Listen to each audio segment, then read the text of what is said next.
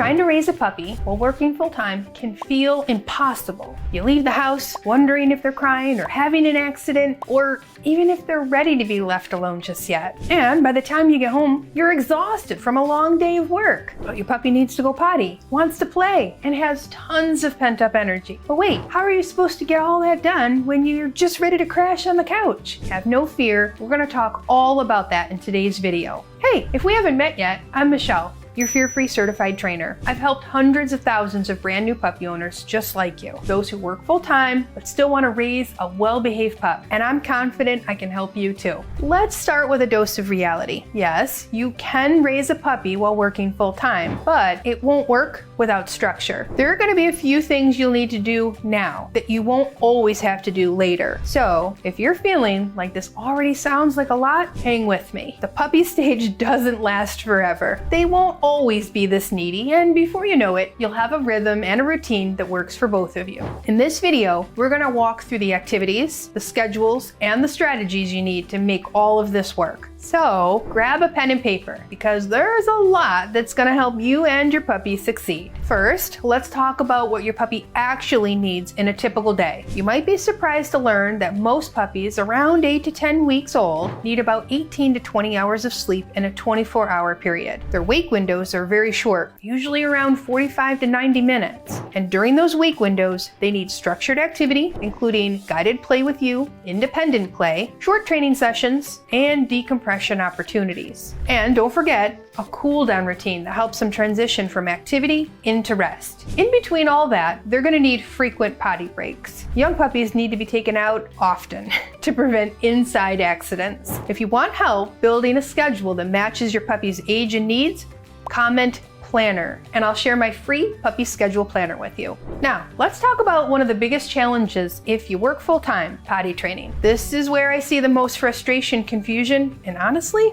a lot of bad advice online. A very young puppy can typically hold their bladder for about 1 hour per month of age. So if you have a 2-month-old puppy, we're looking at around 2 hours, sometimes less, depending on activity, sleep, and excitement. Now here's where things don't line up. A standard workday is often 6, 8, sometimes 10 hours away from home, and that simply doesn't match what a young puppy's physically capable of, yet. But wait, that doesn't mean you made the wrong decision to get a puppy. It means we need a plan that supports your puppy's development. So let's walk through your options, and I am going to be honest with you about each one. Option 1, and this is always my first recommendation: have someone come let your puppy out. This could be a pet sitter, a neighbor, a friend, or even a family member. And I know, this is the part where people say, that's not realistic for me. But I want you to hear me clearly. This option gives your puppy the fastest, cleanest path to being fully potty trained. Fewer accidents, less confusion, and a much smoother experience overall. But let's talk about option 2. Adjust your schedule if possible. So even coming home on a lunch break can make a huge difference during those early weeks. And remember, this isn't forever. It's temporary while your puppy's learning and maturing. Option 3, and this is where we need to have an honest conversation: pee pads. Pee pads often are seen as the easy solution, but they do come with trade-offs that most people don't realize until later. When you use pee pads, you're teaching your puppy that it's okay to go potty in the house. And puppies are not great at understanding surface differences. So that can turn into rugs, bath mats, carpet, closets, and corners of your room. So instead of preventing accidents, we've created a habit of going inside. This can lead to longer potty training timelines where confusion and in many cases damaged floors and rugs occur. There's also another concern. If not set up carefully, puppies can start going potty in areas where they rest. And we never want a puppy to learn to go potty where they sleep. So while pee pads are an option, they're not a neutral option. They do come with consequences that you need to be prepared for. So if you absolutely can't have someone come during the day, then yes, we can use pee pads as a temporary management tool, but we do it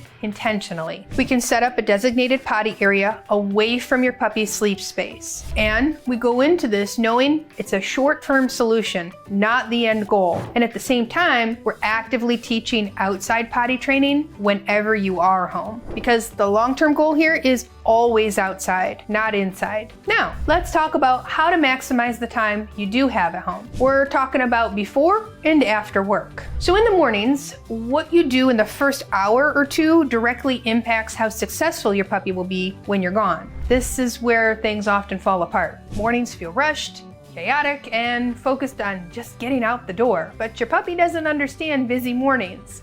They only experience what happens in front of them. So if we want a calm, successful start to the day, we need a repeatable routine. Start with a potty break immediately. No detours, no play.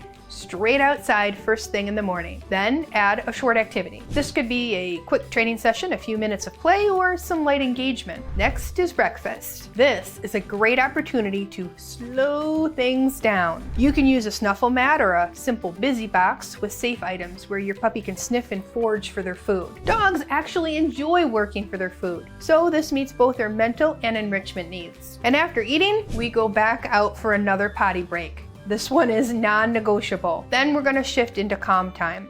This is where many people accidentally make things harder by hyping up their puppy before leaving. Instead, we wanna create quiet, low stimulation. Chew, a lick mat, or simply resting nearby. Then one last potty break before crate time. Even if they just went, this is definitely a safety net. And finally, into the crate with purpose. A frozen Kong or a topple can help your puppy settle and create a positive association. I never recommend any other toys in the crate when you're not home. It's a recipe for choking hazard or worse. Keep your departure low key. No big goodbyes, no emotional buildup. Leaving should feel normal. Now, you might be wondering, when is it actually okay to leave your puppy home alone? This answer will depend on the setup. So in an ideal world, you would take a few days off or even a week when your puppy first comes home. This allows you to build those routines in, start crate training, and help your puppy feel safe. Because when a puppy comes home, they're overwhelmed. They've left everything familiar behind.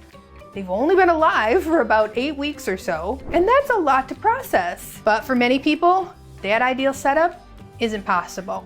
So we move into the real life version. And this is where we become intentional. Your puppy doesn't automatically know how to be alone, or hold their bladder, or settle in their crate. Those are skills we teach over time. And this is why crate training becomes so important, not just to contain your puppy, but to teach them how to feel safe and settled when you're not there. Inside my online puppy training program, I walk you through crate training games that teach your puppy to go in their crate willingly, relax inside, and stay calm when the door is closed. And if your puppy struggles in any of those areas, that's where we want to focus, on the areas that need the most attention. And for full-time working puppy owners, crate training is often one of the biggest priorities. Now let's talk about what to do if you can come home on a break. Start with a potty break. Then think balanced, not exhausting. So this might include a short walk, light play, or a quick training session. Avoid turning this into high energy chaos. If you do play something like fetch or tug, include short pauses. So a simple treat scatter gives your puppy a chance to sniff and rest, which helps bring their energy back down. Then build in a short cool down routine before returning them to the crate. Lower stimulation, offer a chew, allow them to settle. Even a short structured break like this is going to be far more effective than trying to tire out your puppy. Now, let's talk about after work. This is where most puppy owners feel stretched thin. You're tired, your day's been full, and your puppy needs you. So instead of trying to do everything at once, we break the evening into 2 simple blocks. Block 1 is your reset when you get home. Start with a potty break, then give your puppy a chance to move, engage, and reconnect with you. Instead of a neighborhood walk, I want you to consider a decompression walk in a quiet environment where your puppy can sniff and explore. We do not recommend neighborhood walks for young puppies. They're too overwhelming, overstimulating, and often cause reactivity down the road. Neighborhood walks come last in the training sequence, after your puppy's built up solid leash skills, where they can focus on you while walking and follow cues like leave it and drop it. In this block of time,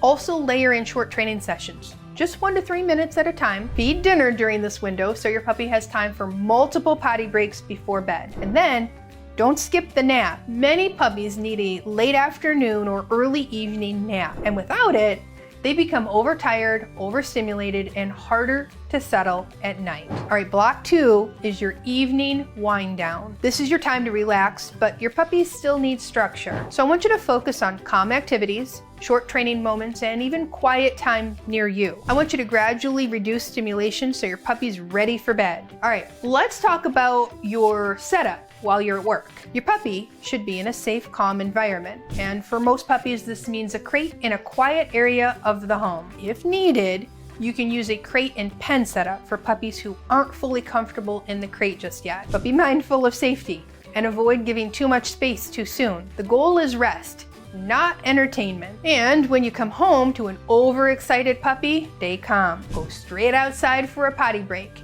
Keep greetings low key, and then guide their energy into something positive and productive. Ask for a simple behavior they know, redirect into a short training session, or offer a calming activity. We're not stopping the energy, we're just giving it direction. This stage can feel like a lot, but it will not always be like this. As your puppy grows and learns and matures, everything gets easier. Now, if you want a clear step-by-step plan for all of this, from potty training to crate training to solving unwanted behaviors, that's exactly what I walk you through inside my online puppy training program. So you're not guessing and you're not trying to figure this out alone, because raising a puppy while working full-time is absolutely doable. You just need the right plan. Comment course if you want to discover all the fun games to play with your puppy that build on every skill all puppies should know. And I'll share the link with you.